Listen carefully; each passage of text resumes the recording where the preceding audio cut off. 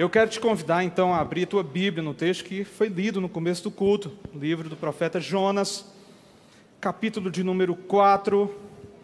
Essa mensagem, meus irmãos, ela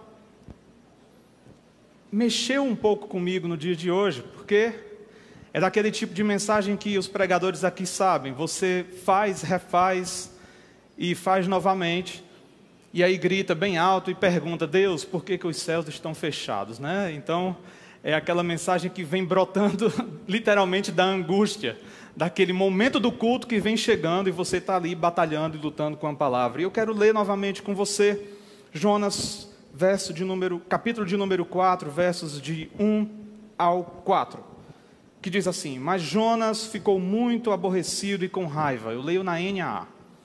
Ele orou ao Senhor e disse: Senhor, não foi isso que eu disse, estando ainda na minha terra? Por isso me adiantei fugindo para Tarsis, porque bem sei que tu és Deus bondoso e compassivo, tardio em irar-se e grande em misericórdia, e que mudas de ideia quanto ao mal que anunciaste. Agora, Senhor, peço que me tires a vida, porque para mim é melhor morrer do que viver. E o Senhor disse: Você acha que é razoável essa sua raiva? Em outra versão tem ira, em outra versão tem descontentamento. Um escritor chamado Peter Williams, ele diz que as perguntas de Deus para nós, que Deus faz a nós, elas pretendem nos ensinar algo, elas pretendem que o nosso íntimo seja exposto a nós mesmos e nós consigamos perceber que nós estamos nos achando culpados de algum pecado, de alguma desobediência, ou de alguma insatisfação. Assim, toda vez que a gente lê a Bíblia, nós nos deparamos com uma pergunta feita por Deus, e nós devemos nos perguntar: Deus está fazendo essa pergunta para mim, e o que eu devo aprender com essa pergunta que Deus está me fazendo? No caso, a pergunta hoje é: você acha que é razoável agir da forma que tem agido? A gente vai tentar refletir um pouco sobre isso aqui, porque essa pergunta me chamou muita atenção no dia de hoje, porque a gente está no último capítulo do livro de Jonas. A gente já tem ali uma história encerrando, uma narrativa encerrando, e Deus ali ainda está lutando com esse Jonas e perguntando a esse Jonas: você acha que é razoável tudo que você está sentindo? Praticamente para quase tudo nessa vida, meus irmãos, quando nós achamos ou tentamos oferecer uma justificativa, uma desculpa, existe por trás um descontentamento, uma ideia que foi elaborada por nós mesmos para dar razão àquilo que nós estamos recusando, deixando de fazer, ou até que nós fizemos. Ao que me parece, a culpa é sempre do outro. E esse padrão, ele não é um padrão novo para nós. Esse padrão, na verdade, é o estado da nossa natureza caída, desde Gênesis 3. Desde o Éden, o modelo e o padrão, eles seguem sendo o mesmo. Culpar o outro é mais fácil, porque eu nunca acho que eu sou o participante. Ora, foi isso que Adão fez em relação a Eva. Esse é o principal mecanismo de fuga da realidade. Culpar o outro, ser indiferente ao outro, é a primeira atitude daquele que não quer olhar para dentro de si primeiramente. A história de Jonas nos lembra, meus irmãos, que poucos cristãos, pouquíssimos mesmo, conseguem uma ascensão em linha reta, digamos assim. Da descrença para uma fé gloriosa, vitoriosa. Sabe aqueles irmãos piedosos? Parece que eles têm uma linha ascendente assim, parece que eles nunca passaram por dificuldade. Eu creio que existiram pessoas assim ao longo da história, mas são exemplos raríssimos, inclusive na Bíblia.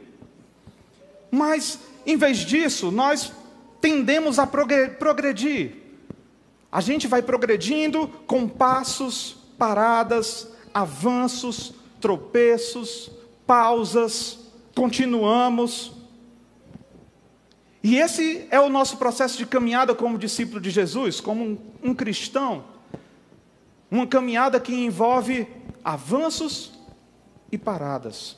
E Jonas possuía uma revelação e uma relação tão maravilhosa com Deus e com a graça de Deus e com a misericórdia de Deus, que é muito estranho nós, já no final da narrativa que envolve Jonas, ainda encontrarmos Jonas tendo algum problema, porque a gente espera que Jonas já tenha alcançado uma estatura mais plena, mais perfeita, de caminhada com Deus, de confiança em Deus. Depois de enxergar de forma tão maravilhosa como Deus o livrou, num episódio em que ele é lançado ao mar e resgatado pelo peixe, e devolvido à vida para anunciar o Deus de Israel em Nínive. Isso tudo deveria mostrar para nós que Jonas deveria estar mais pronto para uma vida mais plena. Que Jonas deveria receber ali aquele carimbo de autenticação, de servo bom e fiel, de uma pessoa plena e cheia da confiança em Deus, cheia de fé em Deus, e um discípulo aprovado, digamos assim. Mas o que Jonas nos mostra é que quando se trata de crescer na graça de Deus, nenhum de nós está preparado para o restante da vida. Nós vamos sempre enfrentar paradas e avanços. Nós vamos sempre caminhar mais um pouco e tropeçar. Nós vamos caminhar mais um pouco e pausar. O máximo que nós conseguimos atingir no meio desta caminhada é diminuir os ciclos entre avanços e tropeços. Esse é o nosso caminho de santificação. Então, nós precisamos de um crescimento contínuo na graça de Deus. Assim, o último capítulo de Jonas, o capítulo 4, ele começa com um relato muito perturbador. Porque diz: com isso desgostou-se Jonas extremamente e ficou irado. E aí a gente vai repassar agora a história de Jonas, o livro inteiro. Porque nós precisamos enxergar como que Jonas chega ao final dessa história ainda dessa forma. Como o descontentamento, as desculpas, as ideias preconcebidas podem nos tornar fugitivos e insensíveis à vontade de Deus, meus irmãos. Como as nossas desculpas para não fazer o que de fato Deus quer que nós façamos, acaba por de alguma forma distorcer a forma como nós agimos, a forma como nós vivemos, a forma como nós nos relacionamos com Deus, a forma como nós nos relacionamos uns com os outros. Tudo isso passa a ser afetado. E a história de Jonas é bastante conhecida inclusive pelas nossas crianças. Você que de repente não é nem evangélico, você já escutou em algum canto a história do homem que foi engolido por um peixe e não foi digerido pelo peixe. Então é uma história muito conhecida. Jonas vive e profetiza no tempo do rei Jeroboão II. E aí ele recebe um comissionamento para anunciar o juízo de Deus à cidade de Nínive, capital da Assíria.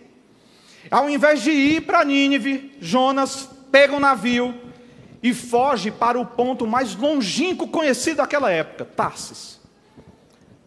Alguns estudiosos dão conta como de 4 meses de viagem. Ele quer fugir mesmo, ele quer ir para longe mesmo. E aí a história acontece como nós já conhecemos. Uma grande tempestade assola aquele navio, Jonas é lançado ao mar, ele é engolido pelo peixe. Durante 3 dias ele fica no interior daquele peixe, depois ele se arrepende, ele é lançado com vida em terra firme. Deus o comissiona novamente, dessa vez ele vai, prega a cidade de Nínive, a cidade se arrepende. Deus tem misericórdia dos ninivitas, mas aí Jonas, que parece ter avançado, começa a demonstrar novamente que agora está retrocedendo. O que eu acho mais interessante, o que mais me despertou a atenção em Jonas em relação a mim, é que embora eu já tenha lido o livro de Jonas várias vezes, a história do peixe nunca me interessou. Mas essa pergunta, ela saltou aos meus olhos hoje com muita força. E eu lembrei dessa pergunta em um outro momento, onde fui confrontado por uma pessoa com bastante raiva, com bastante ira, e a pergunta que eu me fiz nesse momento foi: qual a razão que existe para tamanho descontentamento? Eu nunca tratei essa pessoa mal. É de graça. É sobre o que essa pessoa acha dela mesma, não é sobre mim, é sobre a imaturidade do outro. E aí o texto diz que Jonas, ao ver que Deus não mudou de ideia e não iria destruir a cidade, ele se aborreceu e ficou com raiva. O texto nos mostra Jonas tomando atitudes que também nós tomamos, meus irmãos, quando estamos apenas nos desculpando ou fugindo de alguma coisa.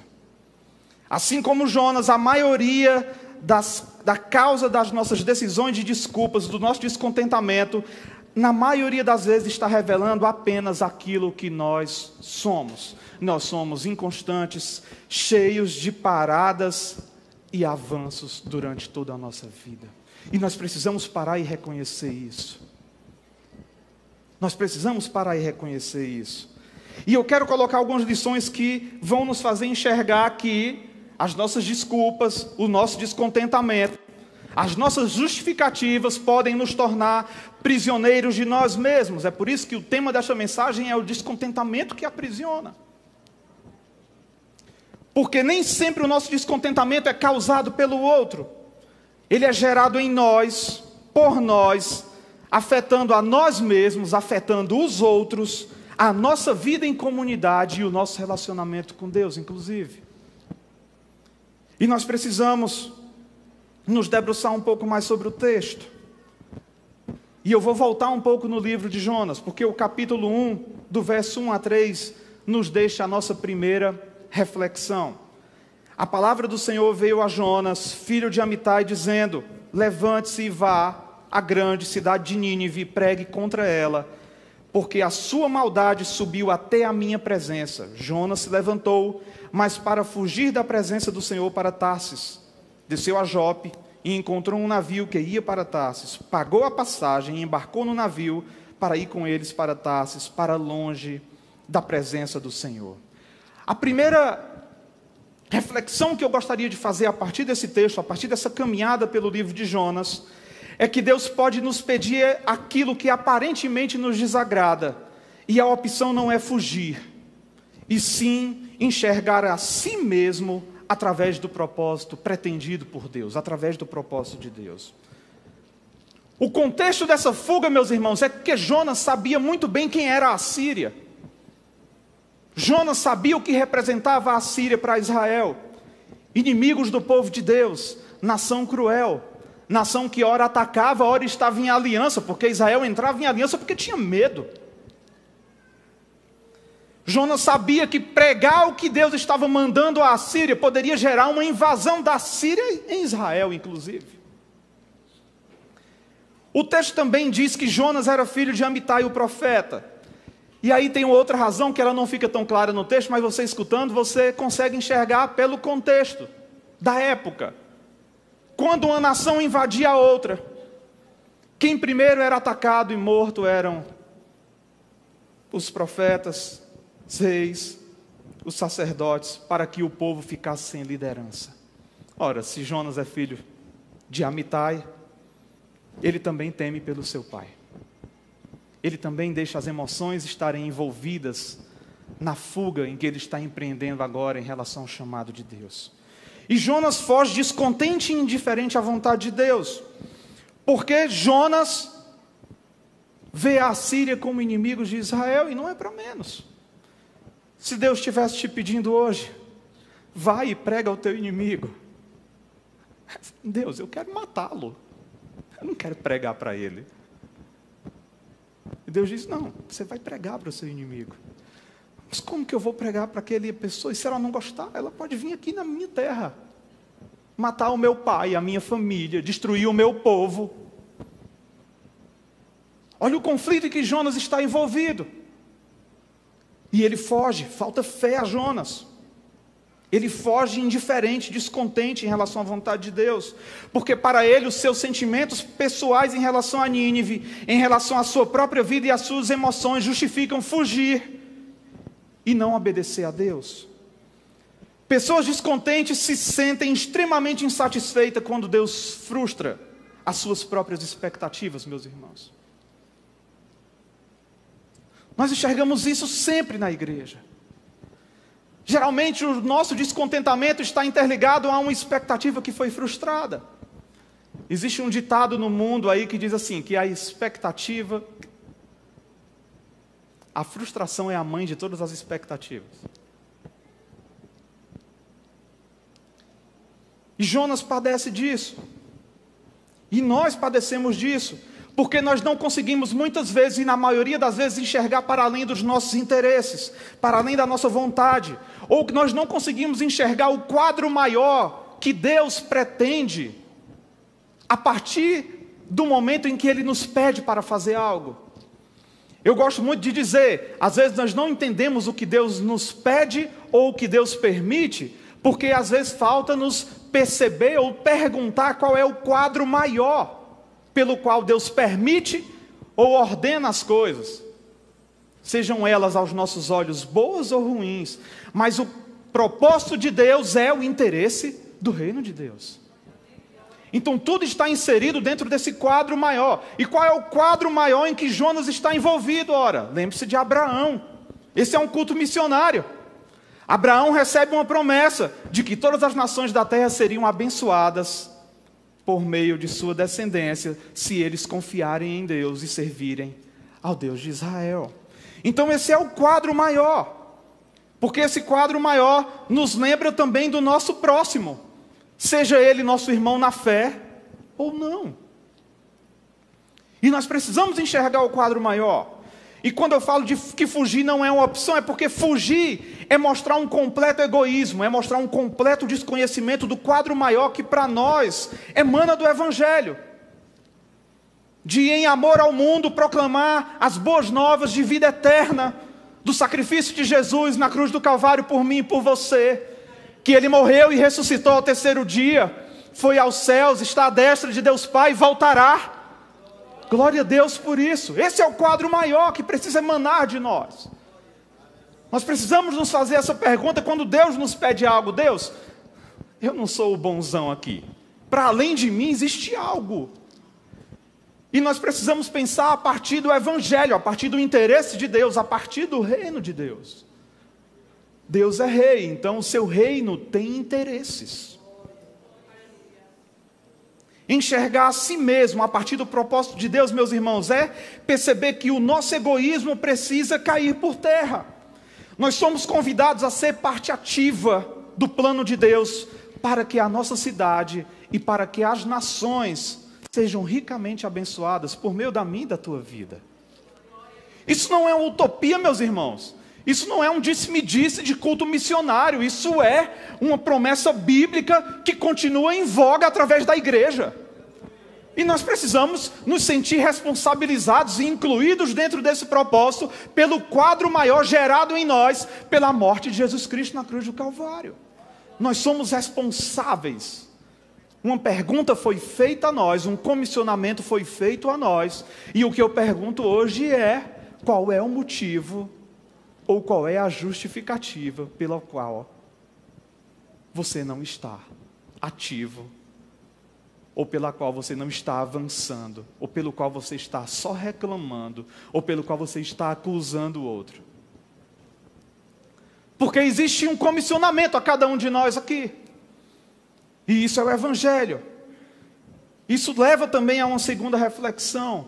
Porque quando a gente não enxerga o quadro maior, a gente acha que simplesmente vir aqui todo domingo resolve a conta e fecha a conta para nós. A segunda reflexão que eu extraio desse texto é que mesmo descontentes, amargurados e desinteressados, é totalmente possível mostrar que nós conhecemos e tememos a Deus. Totalmente possível. Jonas faz isso. Acompanhe comigo, capítulo 1, verso 8 e 9. Então lhe disseram: agora nos diga, quem é o culpado por este mal que nos aconteceu? Qual é a sua ocupação? De onde você vem? Qual é a sua terra e de que povo você é? Olha o que Jonas responde: eu sou hebreu, temo ao Senhor, o Deus do céu, que fez o mar e a terra. Jonas sabe da razão da sua existência, da sua origem, do Deus em que ele crê. Mas ele está insatisfeito, ele está fugindo da ordem desse Deus. Então é possível, e é totalmente possível, nós dizermos exatamente quem é Deus, nós dizermos decoradamente cada doutrina da Bíblia Sagrada, nós falarmos do plano redentor de Cristo, de có e salteado, e nós, ao mesmo tempo, estarmos totalmente distantes e indiferentes a esse Deus. É possível demonstrar que nós conhecemos a Deus enquanto nos esquivamos de obedecê-lo, enquanto nós somos egoístas, trapaceiros, quando nós ignoramos o próximo. É possível falar sobre os feitos poderosos de Deus e mesmo assim mostrar total desinteresse em fazer parte deles. A gente adora ouvir histórias, meus irmãos. E a gente adora ouvir histórias bonitas, heróicas, fantásticas. Mas a gente não consegue se enxergar fazendo parte da história mais fantástica que poderia ser produzida apenas pelo único Deus, o plano da redenção de Deus. E nós somos parte disso. Se você ainda não é parte, você é convidado a fazer parte disso. Mas pode ser assim também conosco. Nós sabemos falar direitinho sobre Deus, achamos que podemos controlá-lo, fazendo somente o que nós queremos fazer, usando as nossas próprias desculpas, as nossas próprias justificativas como um método de fuga. Usamos Deus e a igreja para uma foto nas redes sociais, para um testemunho no final de semana, para dizer que estamos vivendo o extraordinário de Deus. E ainda achamos que estamos testemunhando sobre Deus e acerca de Deus. Na verdade, muitos de nós estão vindo à igreja e ao mesmo tempo fugindo de Deus. Está fazendo parte de um ministério específico e ao mesmo tempo fugindo de Deus.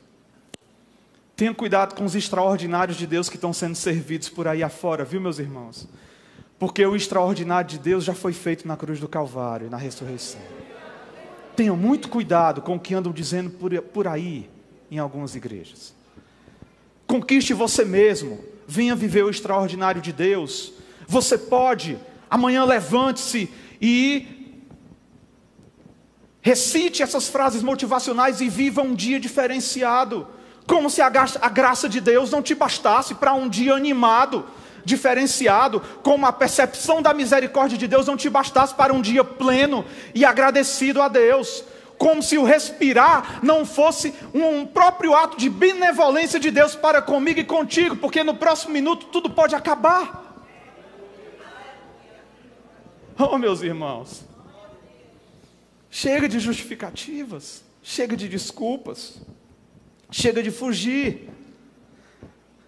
Mas saber quem Deus é e não obedecê-lo não é algo novo. Saber contar a história de Deus e não obedecê-lo também não é algo novo. O Antigo Testamento é o padrão do Antigo Testamento. Saber quem é Deus e não obedecê-lo é o padrão do Antigo Testamento. Saber o que é novo a cada dia é essa misericórdia de Deus, é a sua palavra, é o seu perdão que caminha conosco nas nossas paradas, nos nossos avanços, nos nossos altos, nos nossos baixos, nos momentos de angústia, nos momentos de tristeza, de decepção, de pranto, de luto, mas de alegria, de regozijo, de comunhão. Essa presença plena de Deus é que precisa gerar contentamento em nós, meus irmãos. E você pode ter vindo aqui hoje à noite aflito, amargurado, desinteressado, inclusive por desencargo de consciência. Tem gente que vem para a igreja na semana no automático, meus irmãos. Tá? Domingo à noite, vou me vestir e vou para a igreja. Hoje é dia de igreja.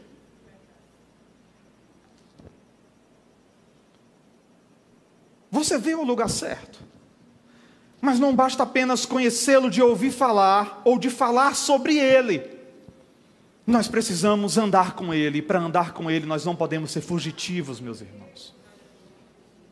O texto de Jó, 42, de 1 a 6, na Nova Tradução Linguagem de hoje, ele é excepcional para nos ilustrar essa verdade. Diz assim o texto: então em resposta ao Senhor, Jó disse, em resposta ao Senhor, olha, uma pergunta foi feita. Jó disse, eu reconheço que para ti nada é impossível e que nenhum dos teus planos pode ser impedido. Tu me perguntaste como me atrevi a pôr em dúvida a tua sabedoria, visto que sou tão ignorante. Ó Jó fugindo aí. É que falei de coisas que eu não compreendia, coisas que eram maravilhosas demais para mim e eu não podia entender. Tu me mandaste escutar o que estavas dizendo e responder às tuas perguntas. Antes eu te conhecia só por ouvir falar, mas agora eu te vejo com os meus próprios olhos. Por isso eu estou envergonhado de tudo o que disse e me arrependo, sentado aqui no chão, no monte de cinzas. Se Jó estava envergonhado, meus irmãos, eu também estou, você também deveria estar. Porque só um envergonhado consegue agora entrar na terceira reflexão, e eu espero que vocês estejam assim como eu. Jonas 1:12 diz, a terceira reflexão é que Jonas não colocou a culpa do mal que estava sobre ele em outros. Jonas 1:12 diz assim, Jonas respondeu, peguem-me e me lancem no mar, então o mar ficará calmo, porque eu sei que por minha causa esta grande tempestade caiu sobre vocês. E aqui a gente começa um processo de retorno. Porque Jonas continua fugitivo, mas ele começa a entrar em um estado de consciência. Jonas ainda está tão insatisfeito e amargurado que ele quer morrer. Ele mesmo pede para ser lançado no mar. Meus irmãos, o mar é o mar ainda hoje da mesma forma.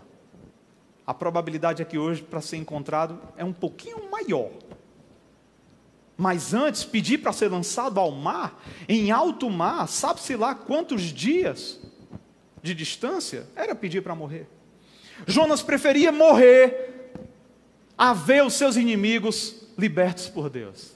Jonas preferia morrer ao ver a palavra e o Deus verdadeiro sendo anunciados em uma cidade que ele não gostava. Jonas pelo menos percebeu que o mal que estava sobre ele era causado por ele mesmo. E essa é a primeira etapa do nosso processo de retorno e percepção. É enxergar que, na maioria esmagadora das vezes, é sobre nós mesmos e não sobre o outro. Pare de culpar o outro. Pare de culpar a igreja. Pare de culpar a liderança. Pare de culpar a sua história de vida, seu pai e sua mãe, por exemplo. Pare de culpar. Porque em Deus você é nova criatura, inclusive você tem uma nova filiação. Ainda que pai e mãe te abandonassem, o Pai do céu te adota como filho. Isso não é uma conversinha à toa, meus irmãos, isso é verdade, você precisa sentir isso no seu íntimo, isso precisa te preencher, porque isso dá sentido à tua vida. O coração de Jonas estava tão fechado para o propósito de Deus, em abençoar Nínive, que ele não percebia que o seu descontentamento era mais do que apenas o que atingia o barco. O descontentamento de Jonas também atingia Nínive. Jonas não estava culpando a tempestade, o comandante do navio, nem a tripulação do navio. E aí ele dá a solução para tudo aquilo. Me joguem no mar. Afastem-me de vocês, porque a tempestade irá passar. Tem gente, meus irmãos, que passa por luta tão grande, continua culpando os outros. Sempre a culpa é dos outros, nunca existe autocrítica. O exercício bom é se olhar no espelho, meus irmãos, não para se admirar, mas para se criticar. Coloque-se em confronto com a palavra de Deus. A palavra de Deus é o nosso espelho. Geralmente ela vai te ofender. E quanto mais ela te ofender, mais você precisa olhar para ela. Você não pode fugir dela. Porque Jonas ficou ofendido e fugiu. Tem gente que prefere morrer do que ser tratado por Deus. E aí Deus diz, não, você não vai morrer, você vai fazer o que eu quero. Você não vai morrer, você vai fazer o que Deus quer. Pare de querer que esse negócio acabe. Você não vai morrer, porque morrer resolve tudo para você. Você vai fazer o que Deus quer que você faça. E isso nos leva à quarta reflexão. Preferir se afastar e morrer só resolve o problema de quem fica. Você ainda precisará encarar a tempestade, se arrepender e ser tratado por Deus. Sabe aqueles irmãos, os pastores que estão aqui hoje vão me entender bem. Sabe aquele irmão problemático na igreja, quando ele diz que vai sair? Como é que a gente é ensinado? Deixa ele ir. Deixa ele ir. Por quê? Porque resolve o problema de uma comunidade inteira. Então perceba, preferir se afastar e morrer, resolve o problema de quem fica. Quem vai, continua levando consigo a amargura e vai precisar encarar a tempestade, o descontentamento. e tudo aquilo que advém do processo de ser tratado por Deus. O pastor diz, e sempre diz, que tartaruga onde vai leva o casco, né? Então é verdade. Onde você vai, você leva o seu problema. O problema não é a igreja, o problema é você. E você precisa se convencer que o problema é você. A igreja de Deus é santa, meus irmãos. É a noiva do Cordeiro. Nós somos imperfeitos. Denominações são imperfeitas. Mas não culpe a noiva do Cordeiro pelas suas amarguras e seu descontentamento. Não culpe as pessoas pelo que está acontecendo com você ou se você não recebe uma oportunidade. Você está exatamente no local que Deus quer que você esteja. Porque se você acreditar que lideranças em igreja têm poder de sabotar o que Deus tem para a tua vida, você está colocando no lixo a soberania de Deus e a vontade de Deus. Então você está onde você deveria estar. Então se você está lá nos bastidores, é porque aí Deus quer que você esteja. Se você está liderando, é porque Deus quer que você lidere. Se você tem vocação para liderar, mas quer muito liderar, Deus de repente está tratando muito você. Se você quer muito pregar e não recebe a oportunidade para pregar, é porque você quer pregar demais. Porque quem não quer, foge daqui. Você está exatamente onde Deus quer que você esteja. E aí Jonas prefere morrer e se afastar. E aí resolve o problema de quem fica. Porque Jonas é lançado ao mar, e o texto diz, em seguida os marinheiros pegaram Jonas e o lançaram no mar, e a fúria do mar se acalmou. Então esses homens temeram muito o Senhor, ofereceram sacrifícios ao Senhor e fizeram votos. Meus irmãos, gente que só reclama é o pior tipo de pessoa. E são as pessoas que mais sofrem, mais passam luta. Quando eu encontro uma pessoa reclamona, eu digo, tudo que apanhar ainda é pouco. Porque vai morrer reclamando. Vai morrer reclamando. Ou coisa ruim a gente que reclama, meus irmãos. E geralmente a paz reina quando essas pessoas se afastam. Tem gente assim na nossa família, tem ou não tem? Tem aquele familiar que você está doido que ele vá embora? Tem. Tem gente assim no nosso trabalho? Tem. Mas raciocine por um outro ângulo. Às vezes o da família pode ser você. Às vezes o do trabalho, que estão doido que vai embora, pode ser você. Às vezes o da igreja, que estão doido para que vá embora, o pastor está orando a Deus pedindo que você peça carta, pode ser você. Misericórdia. Eu escutei alguns misericórdias. Não vai embora não, fica aqui, porque tem tratamento de Deus para você aqui. Mas tem gente assim em todo canto. E quando eu digo que se afastar e querer morrer só resolve o problema de quem fica, é porque eliminar Jonas do barco levou aqueles homens ao temor do Senhor. O egoísta Jonas ainda vai enfrentar um mar bravio. Ele ainda vai enfrentar dias sombrios na barriga de um grande peixe. Ele ainda vai retroceder ao lugar de partida. E ele ainda vai ter que cumprir a vontade do Deus que mandou e que ordenou que ele fizesse. Oh Deus, perfeito, dá vontade de rir. Reflita de uma vez por todas, o problema pode ser você. Em casa, no trabalho, na igreja. Pare de reclamar e se pergunte se você não é o problema que está gerando uma tempestade ao seu redor. Porque eu e você temos uma capacidade incrível de sermos uma nuvem de tempestade. Outros um furacão, outros um tornado, outros uma tormenta. Nós temos essa capacidade, cada um de nós. O nosso temperamento pode fazer isso. A nossa personalidade. A nossa falta de autocontrole, de domínio próprio. Porque o distanciamento de Deus faz com que os frutos do Espírito deixem de ser alimentados e gerados em nossa vida para servir aos outros. Então nós nos tornamos uma tempestade. Nós precisamos refletir sobre isso, meus irmãos. E isso nos leva ao quinto ponto. E o último ponto. Os seus inimigos não são os inimigos de Deus. Antes, Deus quer salvar a você e a todos. Pare de querer o mal dos seus inimigos. Ore por eles. Porque Deus quer salvar a você e a todos. É interessante isso porque você vê um ciclo de salvação durante todo esse livro. Nínive é alcançada, os tripulantes daquele navio são alcançados. Jonas, de alguma forma, começa a ser alcançado, mas o livro termina com uma pergunta que a gente fica doido para saber qual seria a resposta de Jonas. Talvez porque o escritor tenha literalmente deixado essa resposta para cada um de nós refletir sobre ela. Deus quer salvar os seus inimigos e os inimigos dele mesmo. Jonas ficou com raiva ao ver que Deus tinha poupado a cidade. Jonas preferia ver o inimigo de Israel destruído do que alcançado por Deus. E se nós não tivermos cuidado, meus irmãos, nós vamos fazer da mesma forma. Nós vamos fazer da mesma forma.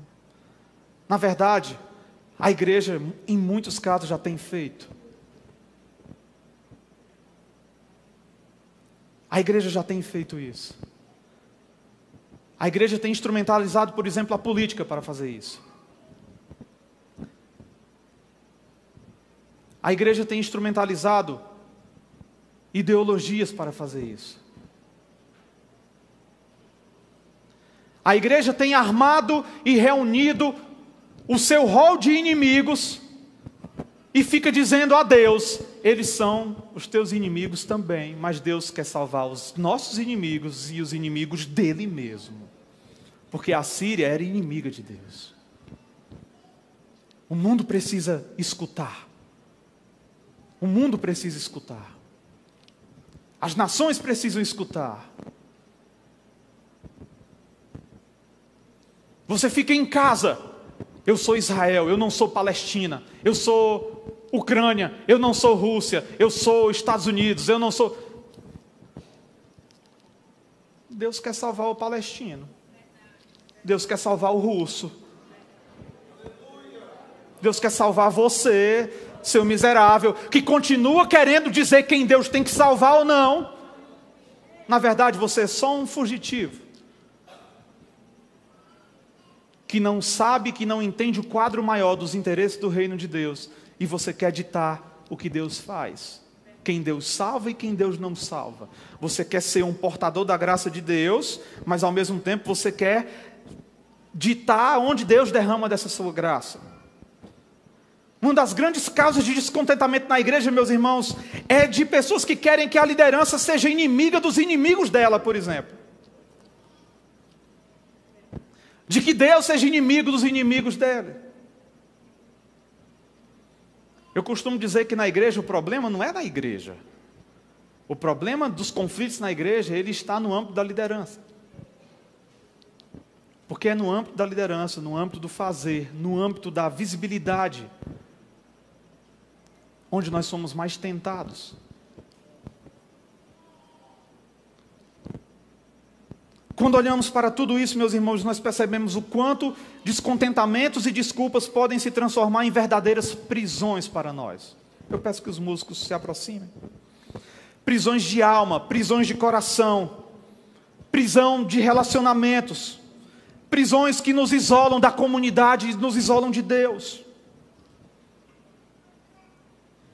O descontentamento te coloca dentro de uma jaula, onde tudo que você faz, onde tudo que é feito, tudo que é proclamado, tudo que é anunciado, tudo que é novo, tudo que causa de repente uma estranheza boa, parece, como diziam os antigos, né? Parece que tudo cheira mal. O descontentamento faz você perceber as coisas sob essa ótica. Parece que tudo cheira mal.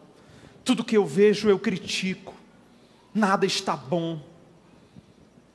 1h30 no calor é calor demais. 1h30 no ar-condicionado é frio demais. 1h30 na cadeira de madeira é desconfortável demais. 1h30 na poltrona, eu acho que eu vou dormir.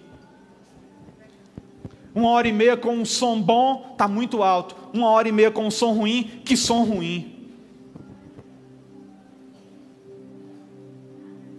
Se eu chego na igreja e não tem 10 pessoas para me abraçar, para me beijar, para dizer que eu sou especial, filho amado do Pai, que vou viver o extraordinário de Deus. Se prepare para ativar o profético nesta noite. Pronto, a minha carência me jogou no lixo. Essa igreja não é acolhedora, essa igreja não liga para ninguém.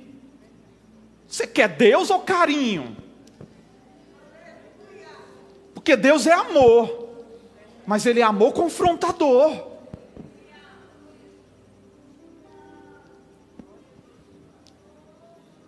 Tem gente que quer que a igreja supra o que precisa ser suprido com terapia, meus irmãos. Existem pastores psicólogos, mas eles são pastores. E esse descontentamento pode ser tratado em nós, na maioria de nós, apenas permitindo que o Espírito Santo nos conduza ao lugar que Ele quer nos conduzir. A pergunta que nós devemos nos fazer hoje é a mesma que Deus fez a Jonas: é razoável a nossa insatisfação? É razoável a nossa ira? É razoável a nossa raiva? As nossas desculpas são justificáveis diante de Deus? Nós podemos continuar fugindo do que Deus tem pedido a nós? Deus tem nos despertado, nos orientado, tem pedido que nós voltemos ao Evangelho. Deus tem pedido frequência, senso de comunidade, cooperação, relacionamentos genuínos. Participe de um grupo de vida, participe da vida dessa comunidade, faça o que tem que ser feito. Vir para a igreja todo domingo é muito pouco. Lance-se ao mar, é melhor. Porque fazer conta de que está fugindo e insatisfeito ao mesmo tempo, meus irmãos, só vai gerar tempestade na tua vida. Deus nos comissionou, meus irmãos, para ir e não para fugir. Não fuja de Deus. Cada um de nós tem motivos suficientes para celebrar a honra de ter sido um dia chamado por Ele. Você pode glorificar a Deus por isso? Aleluia, glória a Deus. É a consciência de termos uma missão que deve gerar em nós, meus irmãos, contentamento. A graça de Deus em nós deve gerar contentamento. É ver Deus agindo mesmo em meio àqueles dos quais nós não somos próximos. Ainda assim precisa gerar em nós contentamento. Celebrar a conquista do outro, celebrar a bênção de Deus e a graça de Deus na vida do outro. A gente celebra um criminoso que vem, se converte e vira pastor. Mas um pastor que nasceu na fé e um dia tropeçou, a gente trata de uma outra forma.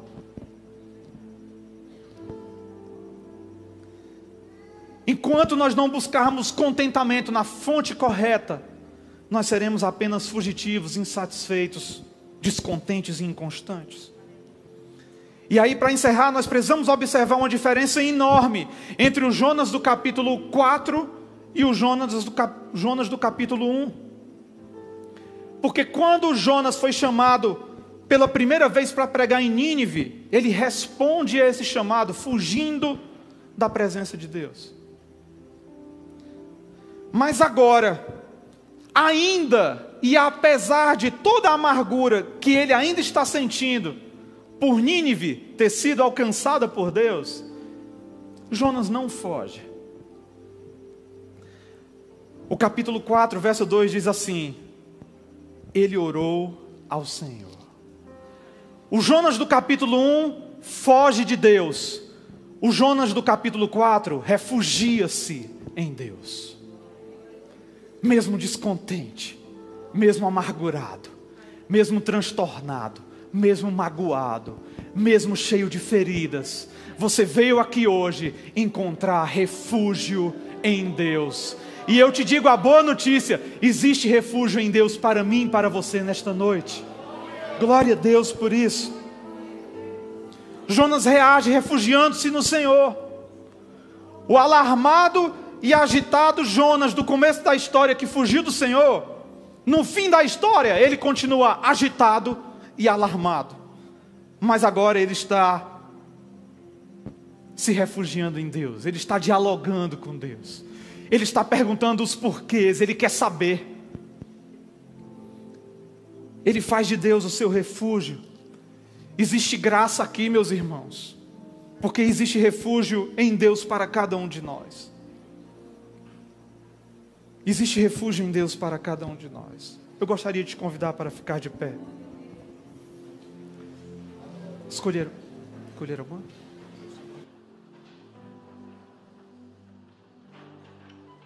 Nós vamos louvar a Deus com uma música. E enquanto a gente louva, eu quero te convidar a refletir sobre isso. Porque existe refúgio para você que nasceu na fé e já conhece a Deus há muito tempo.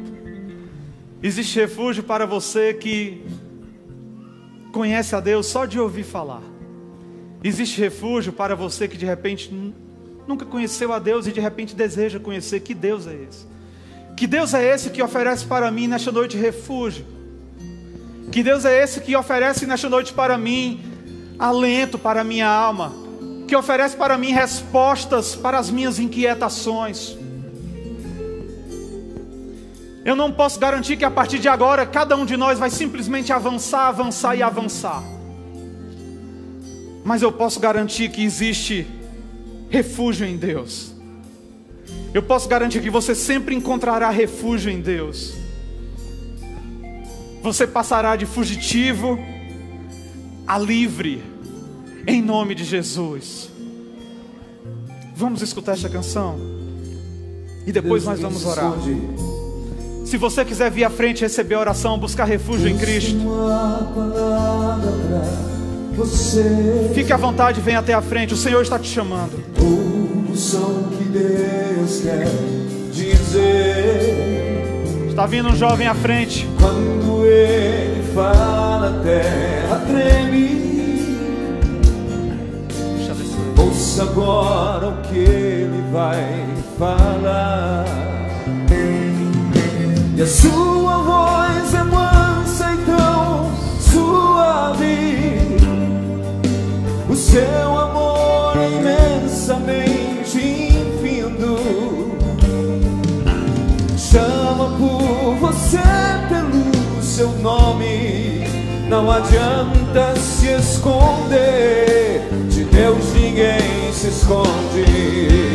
Pare de fugir em nome de Jesus. Onde você venha está?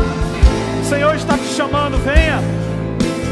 Onde Aleluia. você vai, Deus está vendo. Aleluia. Fugir de Deus como um louco. Tudo que você quiser ainda é pouco. Porque os olhos de Deus são como tochas de fogo. De fogo. Onde você está, Deus está te olhando. Onde você vai, Deus está vendo. Pare de fugir de Deus como um louco. Tudo que você quiser ainda é pouco. Porque os olhos de Deus são como tochas de fogo. Pare de fugir de Deus. Ainda existem pessoas que precisam vir. Deus precisa nesta noite trabalhar em descontentamentos aqui. Perdões precisam ser celebrados ainda hoje. Você precisa buscar refúgio em Cristo. Venha. Nosso tempo já está esgotado, mas eu quero te dar ainda a oportunidade de vir. Mais um moço veio à presença de Deus. Glória a Deus por isso. Eu quero orar com você. Curva a sua cabeça, vamos juntos orar a Deus e agradecer a Deus. Senhor Deus e Pai, nós somos gratos a Ti, Deus, pela Tua companhia nesta noite. Deus, nós somos gratos a Ti e celebramos e adoramos o Teu nome, Pai. Porque nesta noite, Deus, nós encontramos e sabemos que podemos sempre encontrar refúgio em Ti, Pai. Deus, nos desperta para o Teu chamado, Deus. Nos desperta, Deus, a fazermos o exercício correto de reflexão quando Tu nos faz perguntas que dizem respeito a nós mesmos, Pai. Senhor Jesus, eu Te peço pelos meus irmãos e por esta igreja. Senhor Jesus, eis aqui o nosso coração, as nossas inquietações, as nossas angústias, Pai, os nossos planos, os nossos sonhos, aquilo que desejamos, Pai. Eis aqui, Senhor, a nossa vida, Deus. Usa-nos, Pai, da forma como Tu desejares, Deus. Senhor, nos desperta para cumprir, Deus, o Teu comissionamento a nós como igreja, como discípulos de Jesus. Senhor Jesus, desperta-nos, Pai. Nós não queremos ser fugitivos, errantes. Nós não queremos enfrentar constantemente dificuldades e tempestades, Deus. Senhor Jesus, mesmo sabendo que teremos avanços, às vezes retrocessos e pausas pelo caminho, Deus, nós queremos estar refugiados em Ti, nós queremos estar seguindo o Cristo da cruz neste caminho e nessa jornada, Deus. Senhor Jesus, os meus irmãos que vieram à frente, se reconciliando, Te pedindo ajuda, fortalecimento, Deus, que Tu possa ser com cada um deles, Deus. Eis a vida, o coração, Tu sabes, Senhor, daquilo que necessitam. E eu Te peço, Pai, que a Tua bênção esteja constantemente sobre a vida de cada um deles, Pai. A nós outros, Deus, nos abençoe em tudo, Pai. Abençoa a nossa vida, a nossa casa, a nossa família, a nossa igreja, Deus. E nos dá uma semana de paz abençoada. Não mais fugitivos, Deus, mas agora refugiados em Ti e celebrando, Deus, o Teu comissionamento, o Teu chamado e o Teu amor, a Tua graça salvadora nas nossas vidas, para todo sempre, em nome de Jesus. Você pode dizer amém? Amém. Amém. Eu agradeço a oportunidade em nome de Jesus.